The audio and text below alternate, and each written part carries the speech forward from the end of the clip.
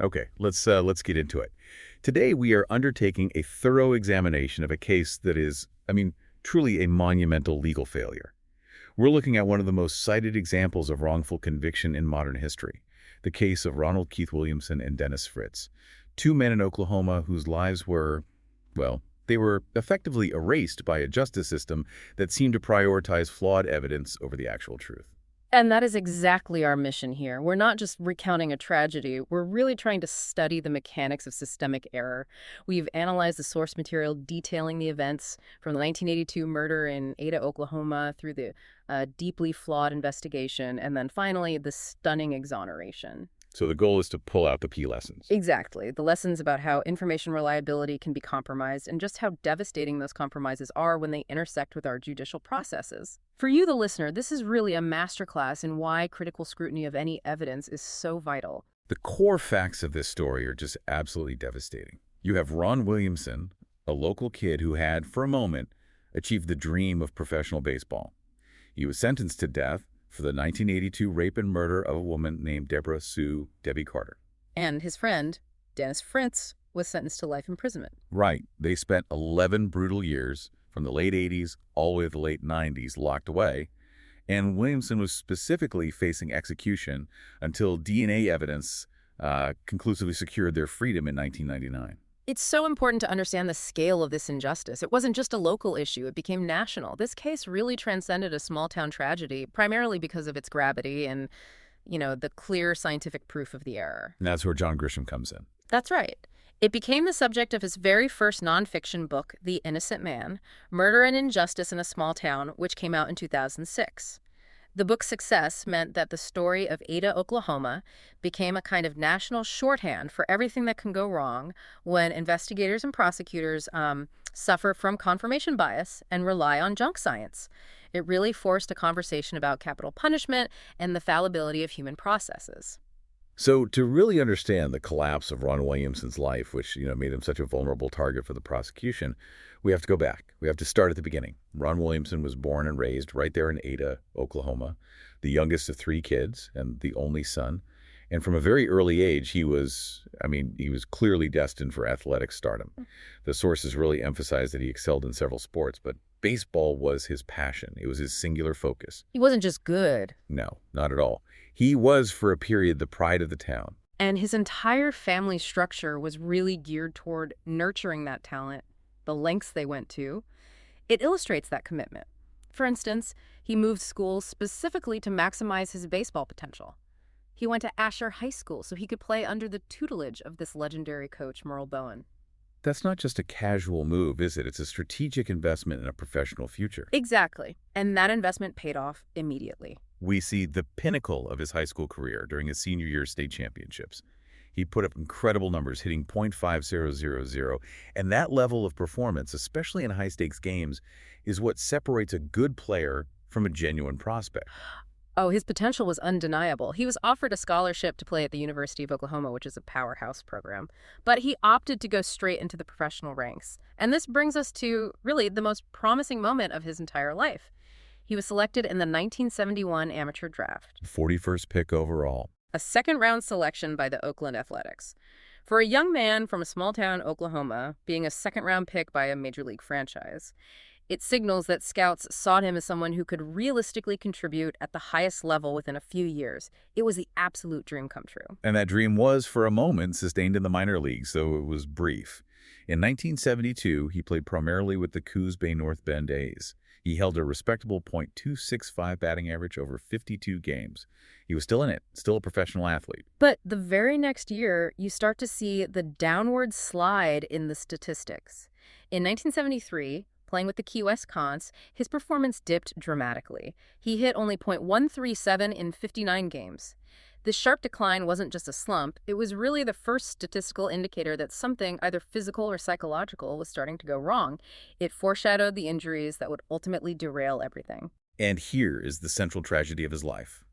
His path, which had been so straight and successful, suddenly took a sharp turn into disaster. An ongoing shoulder injury just sidelined his career for several years. For an athlete, especially one who relies on throwing and hitting power, a severe shoulder injury can be a death sentence for a career. And yet he exhibited this incredible tenacity. He really fought for a comeback. And this is where the importance of connections comes into play again. His father managed to leverage a childhood friendship with a former Major League pitcher, Harry Bersheen, to get him a second chance. This time with the New York Yankees organization. Right. And to make the comeback work, Williamson was forced to convert from a position player, a catcher and hitter, to a pitcher in their minor league system. He played parts of 1976 and 1977. But the physical reality was just too harsh. The recurring shoulder problems, they just continued to plague him. His effectiveness was severely limited on the mound. In his final recorded professional season, the sources note he only managed to pitch 33 innings over 14 total games. And just like that, at age 24, his professional baseball career was over. The dream was dead. The personal fallout was instantaneous and severe. Absolutely. He returned home to Oklahoma, but he struggled immensely to cope with the loss of identity and purpose that baseball had provided him. He tried to hold down various jobs, but he became deeply reliant on drugs and alcohol, developing severe addiction issues. And on top of that, he suffered from increasingly severe mental illness. It manifested as deep depression, erratic behavior. He was so unstable that he moved back in with his mother, Juanita, which really speaks volumes about his inability to function independently at that time. So this is the man mentally fragile, battling substance abuse and depression, who became a convenient, high-profile suspect 5 years later. Let's pivot now to the crime that irrevocably changed the lives of Williamson and Fritz. On December 8, 1982, Debbie Carter was raped and murdered. She'd been seen earlier that night at a local establishment called the Coach Light. And it was a bar that, ironically, was frequented by many locals, including Ron Williamson. What's already alarming is the timeline. The sources really emphasize this massive 5-year gap between the crime and the arrests of Williamson and Dennis Fritz in 1987. 5 years. Right. That delay itself suggests a lack of immediate, compelling evidence. When the arrests finally did happen, the foundation was described as resting on flimsy testimony.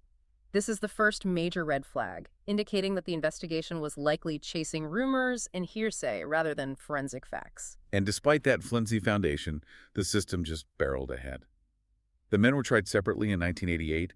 Williamson, who by all accounts was struggling to function mentally, was sentenced to death. Fritz was given life imprisonment without parole. 2 men convicted on incredibly weak evidence, receiving the harshest possible sentences.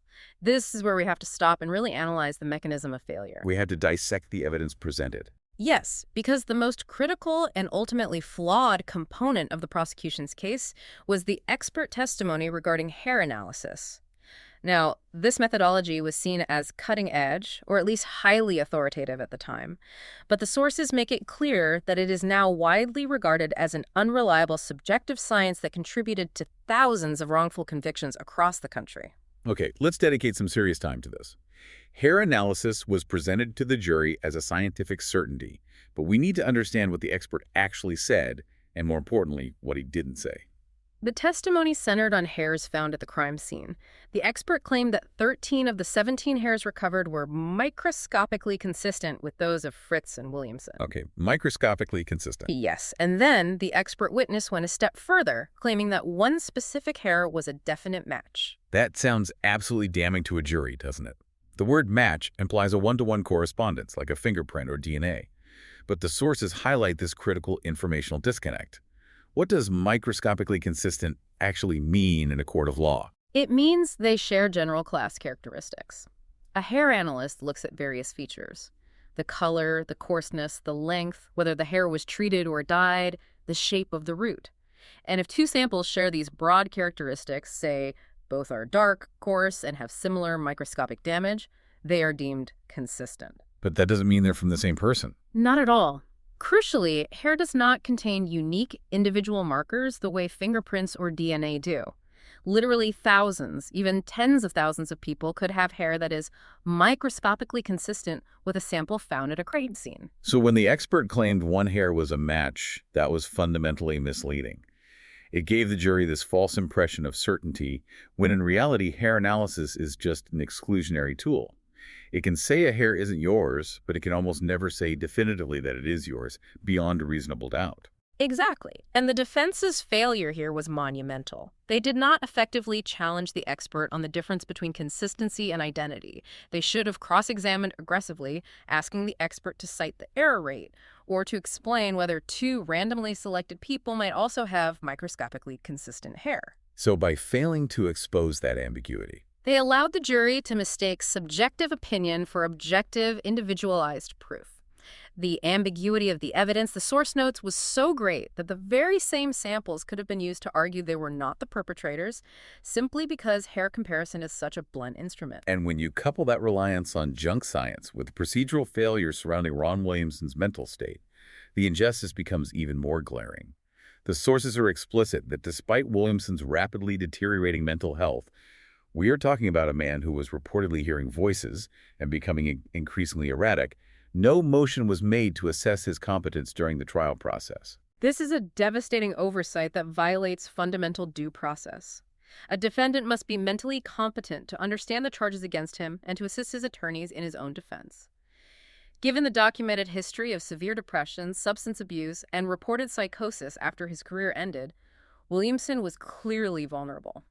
He would have been unable to fully process complex testimony about hair samples or help find alibi witnesses. Exactly. And the court system simply ignored the obvious signs of a man unfit to stand trial for his life. It's just a cascading failure.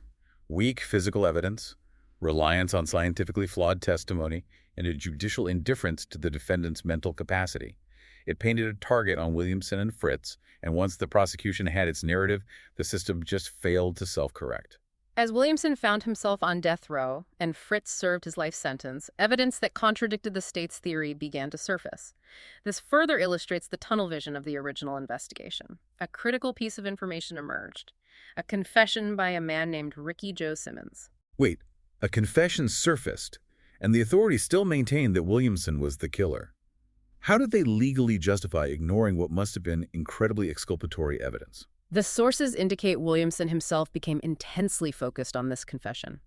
He repeatedly demanded Simmons's arrest and demanded that the authorities investigate him fully.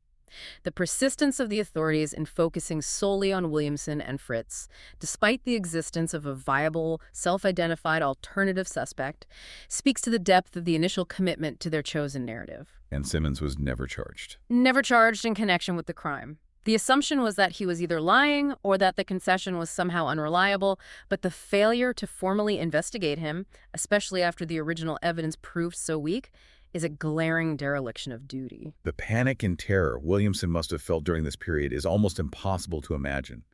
The sources emphasize the dramatic tension of the appeal process. Year after year, hope would rise and fall. And this all culminated in a harrowing moment on September 28, 1994. Williamson was only 5 days away from his scheduled execution date when his execution was finally stayed.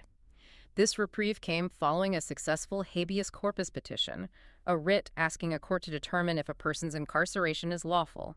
Okay, can you explain, for the listener, what exactly a habeas corpus petition is and why it was the Hail Mary that ultimately worked here? Absolutely. The term literally means "you shall have the body." It's essentially a mechanism that allows a prisoner to challenge their detention by asking a federal court to review whether their state trial violated their constitutional rights. So it's not about guilt or innocence. No, it's about due process. Mm-hmm. In Williamson's case, the petition would have argued that the introduction of the unreliable hair analysis or the failure to conduct a competency hearing constituted violations of his constitutional rights. And federal courts are extremely reluctant to grant these stays, especially so close to an execution date. That underscores how serious the constitutional issues must have appeared to the judge who reviewed the case. To be 5 days away from death, and then to be screaming, "I'm innocent, I'm innocent, I'm innocent," from your cell, as the sources vividly describe, it just underscores the sheer psychological torment. That moment, when the stay was granted, must have inflicted unimaginable trauma on a man already struggling with severe mental illness. He endured 5 more years after that harrowing near miss. But the tide of justice was finally beginning to turn due to scientific advancements. After 11 years of relying on discredited forensics, Williamson and Fritz were finally cleared by DNA testing. This was the irrefutable, objective evidence that finally pierced through all the layers of systemic error. The date of their release, April 15, 1999, is a day of victory, but it also highlights the magnitude of the system's failure. The sources contextualize Williamson's case with a stark national statistic. As of November 29, 2010, he was the 78th inmate exonerated from death row since 1973. This wasn't an isolated incident. It was proof that the machinery of capital punishment is inherently flawed and prone to irreversible error. And the scientific certainty of DNA provides the perfect contrast to the subjective garbage that put them away. Right. The hair analysis was a subjective judgment based on last characteristics.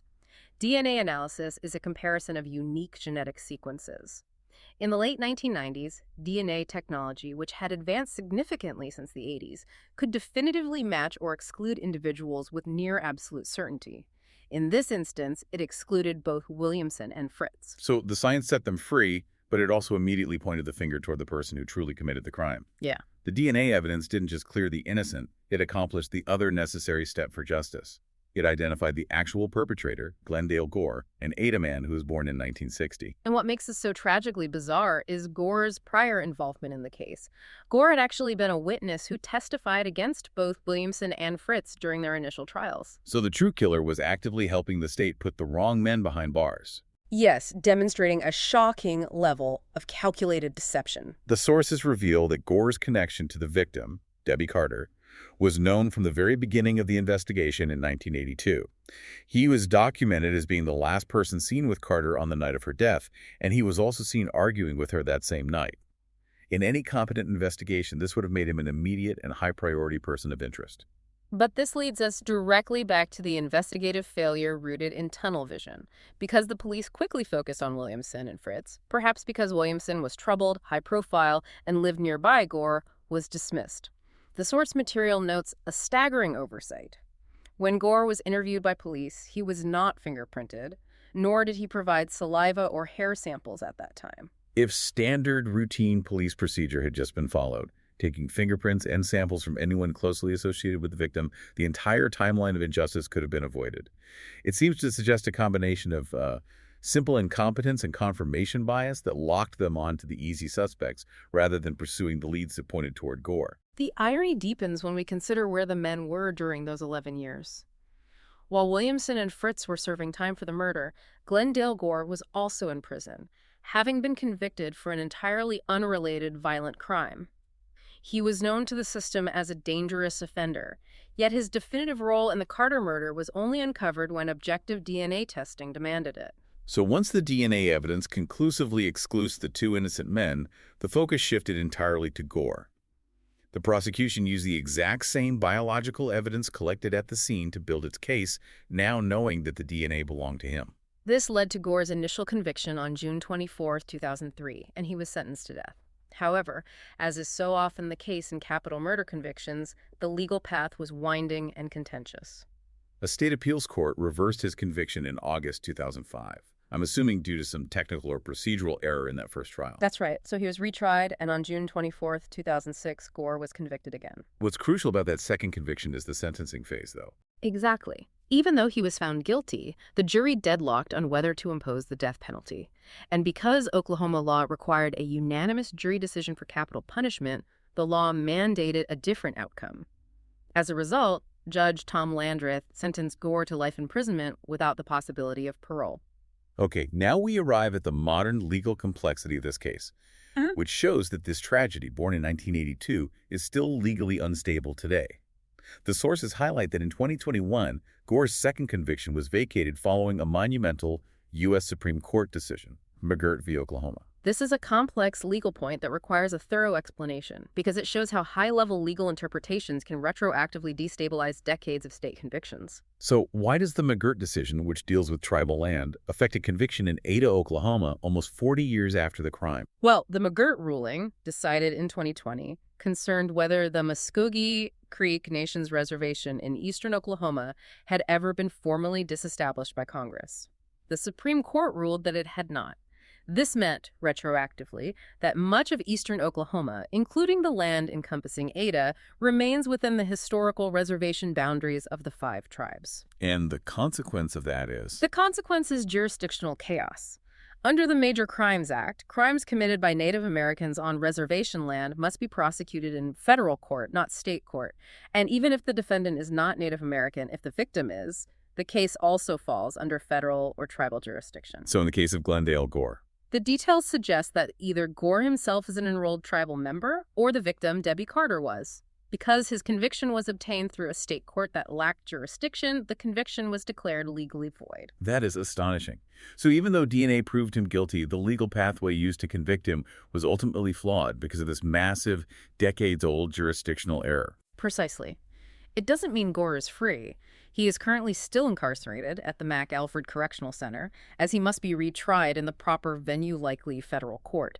But the fact that the legal ground is shifting decades later, long after the innocent men were freed, emphasizes that the systemic failures in this case weren't just poor policing or bad forensics.